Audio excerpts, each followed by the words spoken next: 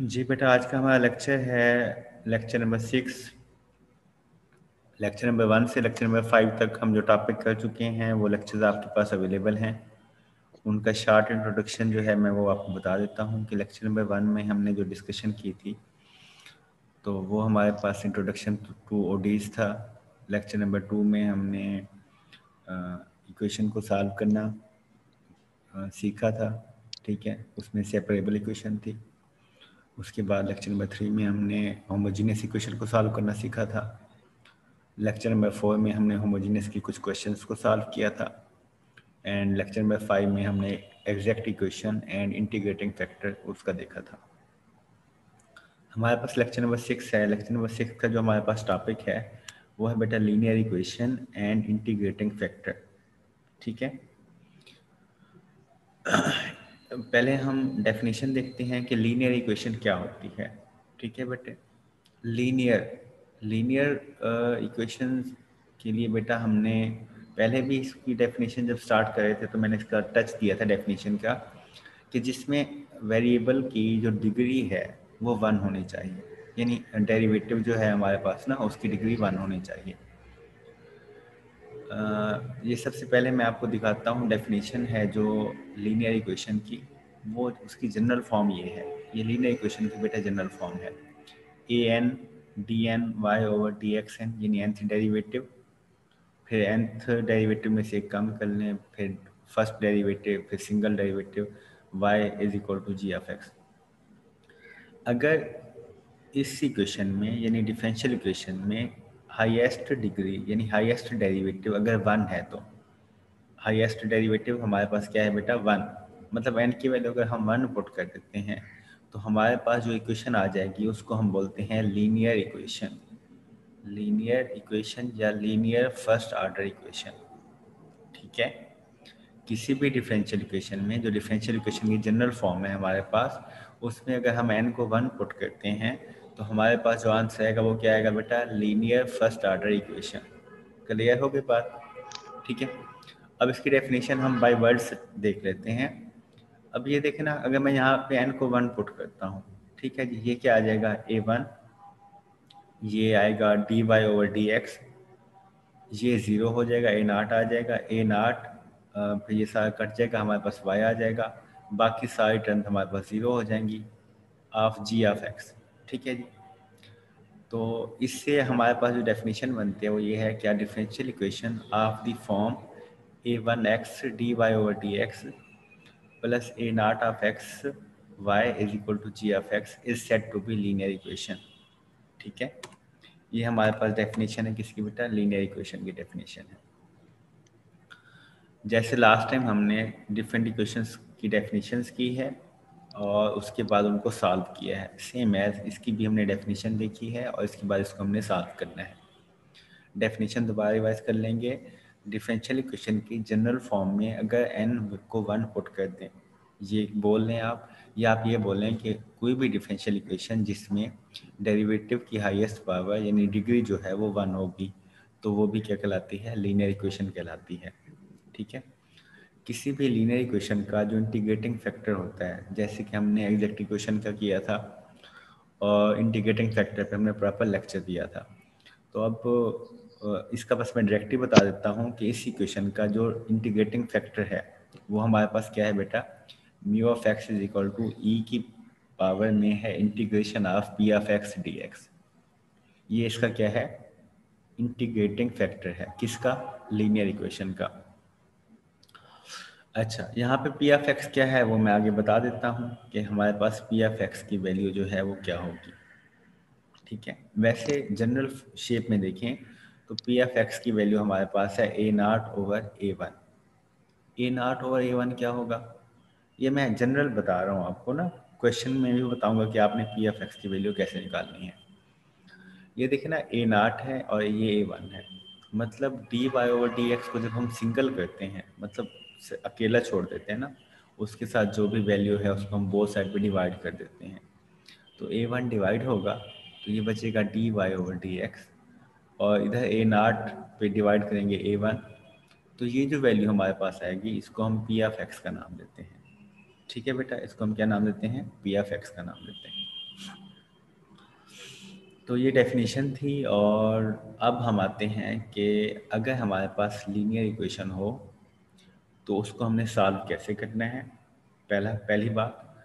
दूसरी बात क्या है कि हमने उसमें इंटीग्रेटिंग फैक्टर्स का कैसे मालूम करना है। ठीक है जी, तो अभी हमने ये 2 काम सीखने हैं। इसके लिए बेटा मैंने क्या किया है आप लोगों के लिए, मैंने एक एग्जांपल को सॉल्व किया है। ठीक है, उस एग्जांपल में हमने क्या करना है कि मैंने स्टेप बाय स्टेप भी लिख दिए हैं। और जो मैंने स्टेप लिखे हैं ये आप लोगों ने क्वेश्चन में नहीं लिखने होंगे, ये आपको समझाने के लिए होंगे। ठीक है बच्चे, तो पहले हमने एग्जांपल नंबर 1 सॉल्व की है। बुक जो आपको मिली हुई है, उस बुक का नाम भी आपको पता है, differential equation with boundary value problems. उसी बुक पे पेज नंबर 64 पे एग्जांपल नंबर 1 है, हमने वो सॉल्व की है। हम थ्रू आउट इसी बुक को फॉलो कर रहे हैं और हमारा पेपर भी इसी बुक में से ही होगा। ठीक है, एग्जाम्पल नंबर 1 है, वो कहते हैं सॉल्व। आपने सॉल्व करना है किसको, X D Y over D X minus 4y is equal to X की पावर 6 ई की पावर x। हमने इसको सॉल्व करना है। ठीक है, और अब हम देखते हैं कि ये इक्वेशन कौन सी है। ठीक है, यहाँ पे डेरिवेटिव क्या है, D Y over D X है। इसकी हाईएस्ट पावर क्या है बेटा, 1 है, मतलब इसकी डिग्री क्या है, हमारे पास 1 है। तो इसका मतलब है ये हमारे पास लीनियर इक्वेशन है, इसको हमने सॉल्व करना है। तो लीनियर इक्वेशन हो तो उसको हमने सॉल्व कैसे करना है बेटा, पहला स्टेप है स्टेप 1। ये मैं आपको स्टेप, ये जो लिखे हुए हैं ये मैं आपको अगेन बता रहा हूँ कि ये आप लोगों ने राइट नहीं करने, ये जस्ट आप लोगों को समझाने के लिए ही मैंने लिखे हुए हैं। ठीक है बच्चे, इनको आपने नहीं लिखना होगा। पहला स्टेप क्या है ये आप बेशक अपने माइंड में सेव रखते जाएं कि अगर हमने फर्स्ट ऑर्डर लीनियर इक्वेशन को सॉल्व करना है तो पहले हम उसको इसी शेप में लेके आएंगे। कौन सी शेप है बेटा, D Y over D X plus P of X Y is equal to F of X. ठीक है, मतलब हमने इसको इस शेप में लेके आना है। अब इस शेप में लेके आने का मकसद क्या है, मतलब क्या है बच्चे, ये देखो कि D Y over D X, अब जो क्वेश्चन है इसके साथ एक्स ठहरा हुआ है, लेकिन हम जिस शेप में लेके आना है यहाँ पे एक्स नहीं है। ठीक हो गया, इसका मतलब ये है कि x को आपने बोथ साइड पे डिवाइड कर देना है। अगर हम बोथ साइड पे डिवाइड कर देंगे तो y जो है मतलब डेरिवेटिव जो है वो अकेला हो जाएगा। और हमारा ये पहला टास्क है। पहला टास्क क्या है बेटा, हमारे पास कि अगर हम लीनियर डिफरेंशियल इक्वेशन को सॉल्व कर रहे हैं तो हम D Y over D X जो है इसको अकेला छोड़ देंगे, इसके साथ जो भी वेरिएबल होगा उसको हम बोथ साइड पे डिवाइड कर देंगे। क्लियर, पहला स्टेप समझ आ गया ना जी। अब कैसे करना है मैं दिखाता हूँ। अब बेटा ये देखें कि डी वाई और डी एक्स के साथ क्या है, एक्स है, तो मैं एक्स को बोथ साइड पे डिवाइड कर दूंगा। जब मैं एक्स को बोथ साइड पे डिवाइड करता हूँ तो हमारे पास क्या आएगा, D Y over D X, और इधर सिर्फ वाई था, -4y था ना जी, और तो एक्स पे डिवाइड किया तो एक्स आ गया। सेम एज हमारे पास इधर एक्स की पावर 6 था, जब मैं इसको एक्स पे डिवाइड करता हूँ तो एक पावर कट जाएगी, तो हमारे पास सिर्फ एक पावर बच जाएगी। ठीक हो गया जी, is it clear. Just wait for a while, 1 second के लिए वेट करेंगे आप लोग।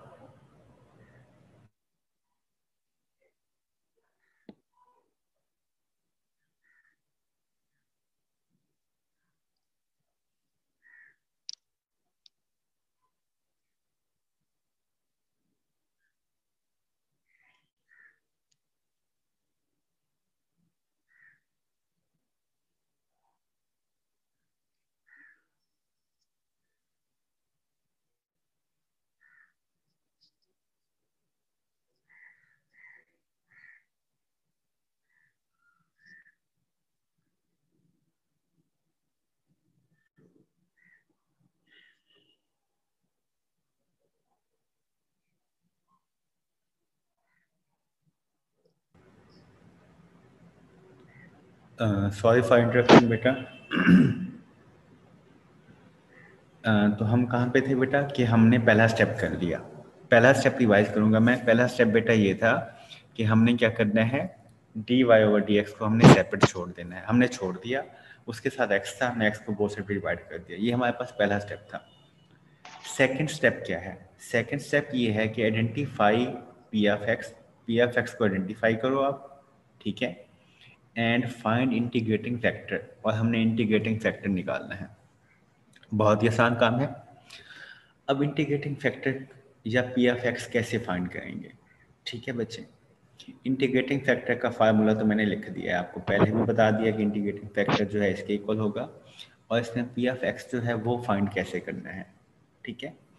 अब आपने ना कंपेयर करना है, जैसे कि क्वेश्चन 2 है ना, ये मैं लिखता हूँ इसको कंपेयर विद, आपने इसको कंपेयर करना है, या स्टेप 2 के आगे ही लिखते हैं ताकि आपको आसानी रहे इस चीज़ को समझने में। बेटा आप क्या करेंगे, कंपेयर विद, आपने कंपेयर करना है इसके साथ जो मैंने अभी इक्वेशन लिखी ना आप लोगों के लिए, इसको ब्लैक कर लेते हैं जी।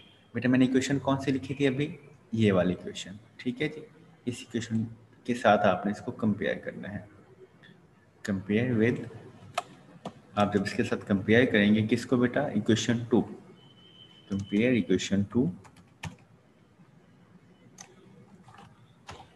आप जब इक्वेशन 2 को बेटा कंपेयर करेंगे किसके साथ? D Y over D X plus इस वैल्यू के साथ, तो हमारे पास ये देखें अब D Y over D X के अभी क्या है? D Y over D X है, ठीक है।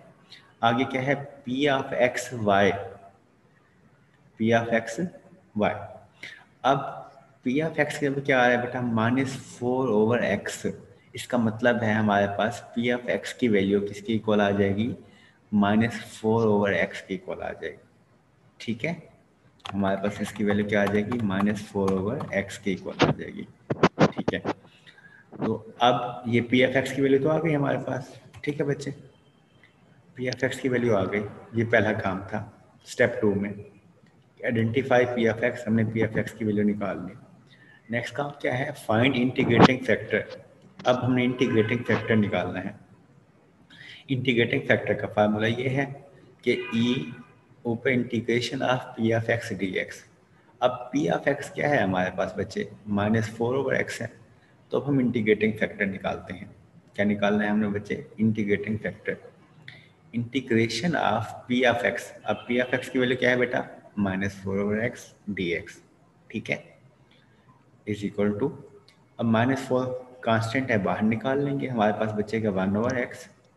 बेटा इंटीग्रेशन का रूल होता है कि अगर आपके पास डिनोमिनेटर में फंक्शन है, ऊपर उसका डेरिवेटिव है, मैं यहाँ पे वो आपको लिख देता हूँ कि आपके पास क्या है बेटा, ये लिख रहे हैं हम, एक रूल है हमारे पास कि अगर आपके पास इंटीग्रेशन है बेटा, इंटीग्रेशन में आपके पास है फ्रैक्शन, आपके पास नीचे है फंक्शन यानी एफ ऑफ एक्स है, ठीक है, और ऊपर जो है इसका डेरिवेटिव मौजूद है। ऊपर क्या है हमारे पास? इसका डेरिवेटिव मौजूद है dx, dx साफ है, ये ऊपर ही आएगा, डेरिवेटिव के साथ ही आएगा।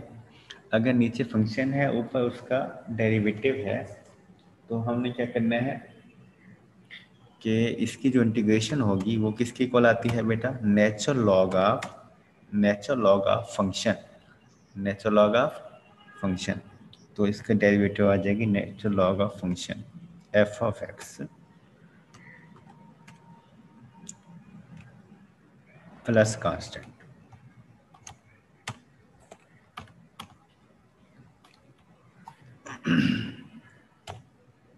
प्लस कांस्टेंट, ठीक है बच्चे।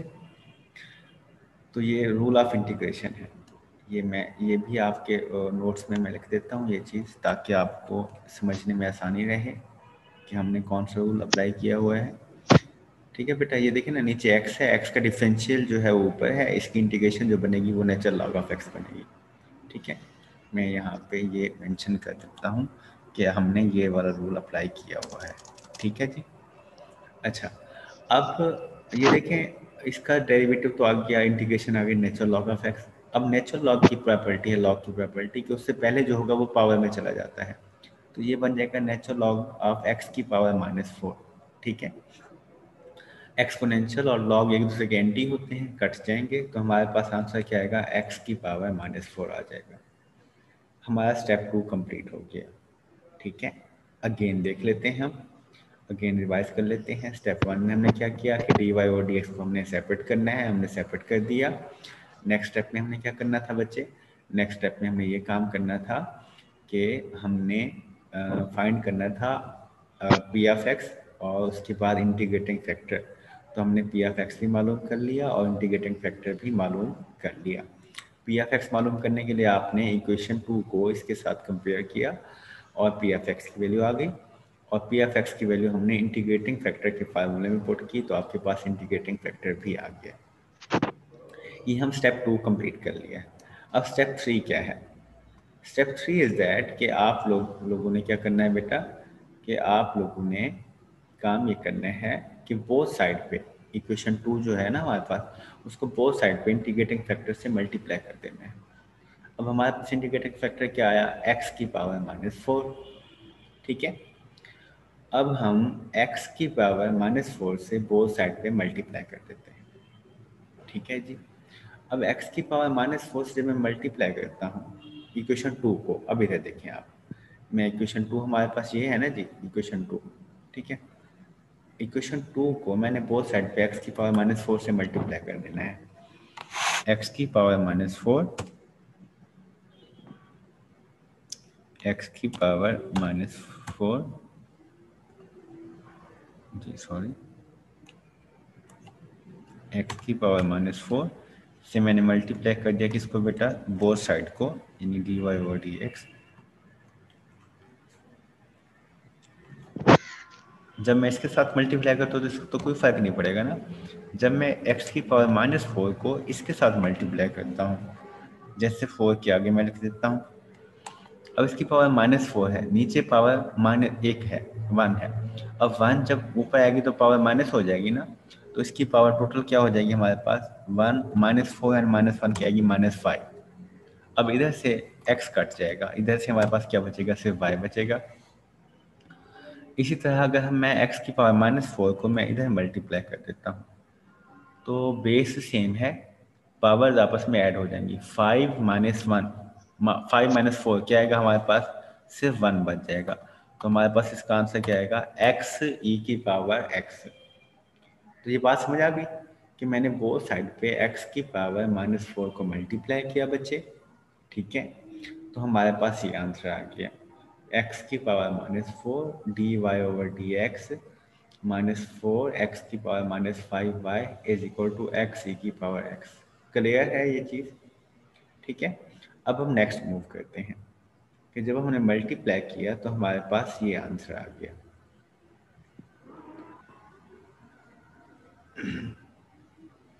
जी, ये हमारे पास आंसर आ गया बेटा।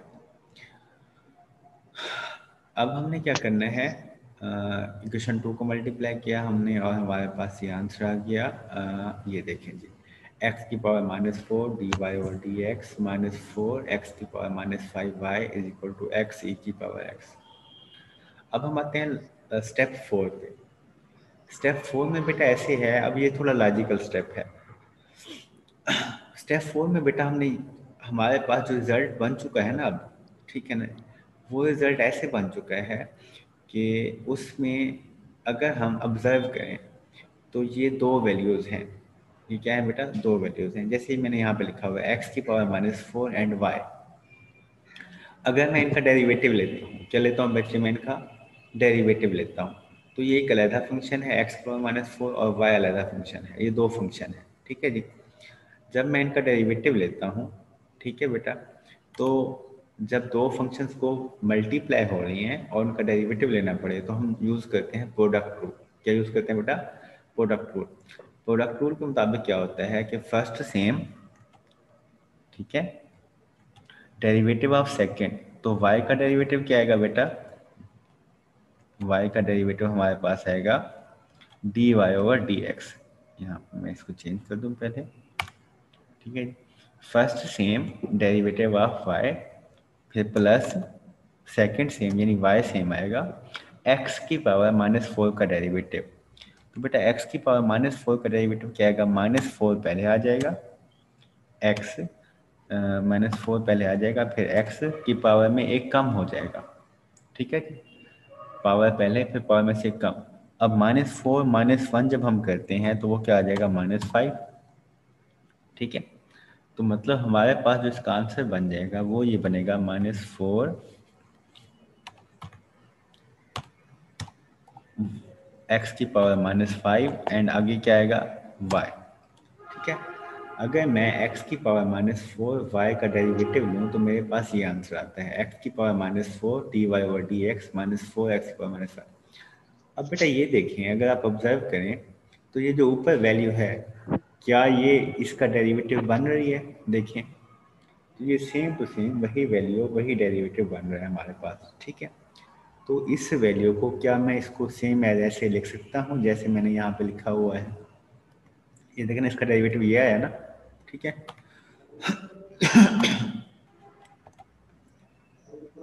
अच्छा जी, तो अब ये देखिए बेटा, अब इसका अगर मैंने डेरिवेटिव लिया तो सेम यही चीज़ आ रही है, तो इसको मैं क्लोजअप करके ऐसे लिख रहा हूँ, ठीक है। हमेशा ही ऐसे ही होगा कि आपका जो आंसर आएगा हर क्वेश्चन में, जो कि फर्स्ट ऑर्डर लीनियर इक्वेशन होगी, उसका जब आप इंटीग्रेटिंग फैक्टर से मल्टीप्लाई कर देंगे बोथ साइड पे, तो आपके पास जो लेफ्ट हैंड साइड बचेगी उसमें, ये मैं आपको ट्रिक बता रहा हूँ, उसमें हमेशा दो चीज़ें होंगी, दो चीज़ों का डेरिवेटिव होगा, एक इंटीग्रेटिंग फैक्टर होगा और दूसरा y होगा जो इंडिपेंडेंट वेरिएबल है यहाँ पे, ठीक है। अब इसका डेरिवेटिव लिया तो ये चीज़ आ रही है, तो इट मीन्स दैट कि हमने फोर्थ स्टेप यही है कि हमने इसको प्रोडक्ट्स में लिखना है। अब हमने इसको प्रोडक्ट में लिख लिया जी, ठीक है। राइट साइड वैसे की वैसे आ जाएगी। अब लास्ट स्टेप, अब बेसिक चीज़ क्या थी, हमारा जो टास्क होता है वो टास्क ये था कि हमने y की वैल्यू निकालनी है इसी इक्वेशन में से। अब डेरिवेटिव को ख़त्म करने के लिए डेरिवेटिव का इन्वर्स प्रोसेस क्या होता है बेटा, इंटीग्रेशन। तो हम इंटीग्रेट करेंगे बोथ साइड पे, ठीक है। जब मैं इंटीग्रेट करता हूँ बोथ साइड पे तो डेरिवेटिव से इंटीग्रेशन कट जाएगी, ठीक है बेटा। डेरिवेटिव से इंटीग्रेशन क्या होगी, कट जाएगी, तो मेरे पास आंसर बचेगा x की पावर -4y, मैंने वैसे लिख दिया। इस साइड पे फिर से दो फंक्शन है x e की पावर x, ठीक है बच्चे, दो चीज़ें आ रही हैं।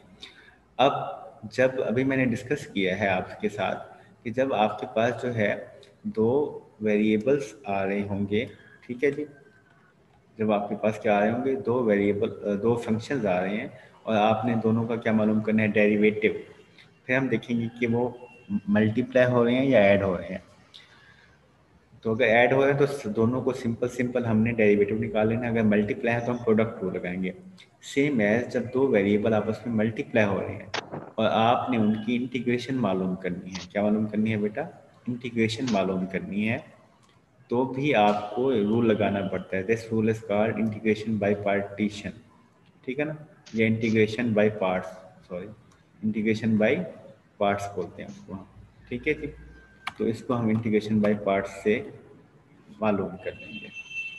अब इंटीग्रेशन बाय पार्ट्स का फार्मूला तो आपको आता ही होगा बेटा, क्या होता है, first same integration of second, first same integration of second. अब फर्स्ट सेम है इंटीग्रेशन ऑफ सेकंड, e की पावर x की इंटीग्रेशन e की पावर x ही आती है, ठीक है बेटा।